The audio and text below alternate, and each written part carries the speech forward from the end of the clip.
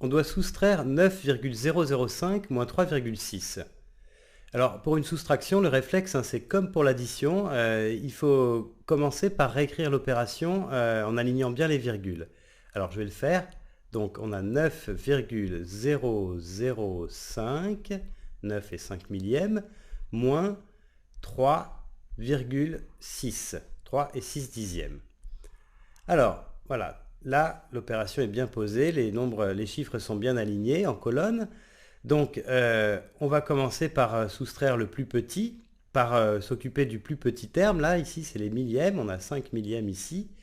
Et il faut rien lui enlever. Bon, alors au lieu de rien, on va quand même pas laisser cet espace vide ici, on va compléter par des zéros, parce qu'on sait que de toute façon, rajouter des zéros comme ça à la fin du chiffre, quand il y a une virgule, eh bien ça change rien. Donc là, on peut faire la soustraction comme une soustraction de nombres entiers, et puis après on verra pour la virgule. Alors 5 moins 0, ça fait 5, 0 moins 0, ça fait 0, 0 moins 6. Ah, alors 0 moins 6, on ne peut pas le faire parce qu'on ne peut pas enlever 6 de 0. Donc il faut trouver une manière de mettre quelque chose ici, dans cette position-là, à la place du 0. Alors, pour ça, je vais prendre une unité à côté. Ici, c'est 1. C'est la colonne des unités d'ici. Donc ici, je prends 1. C'est une unité. Donc si je prends 1, il en reste ici 8. Hein. Et cette unité,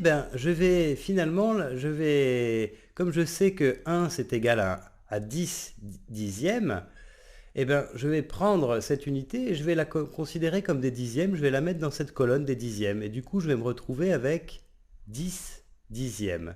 Voilà. Et là, à partir de ce moment-là, je peux faire l'opération. 10 moins 6, ça fait 4. Et puis ici, 8 moins 3, ça fait 5. Donc, maintenant, il ne me reste plus qu'à placer la virgule. Je la mets juste en dessous des deux autres. Voilà.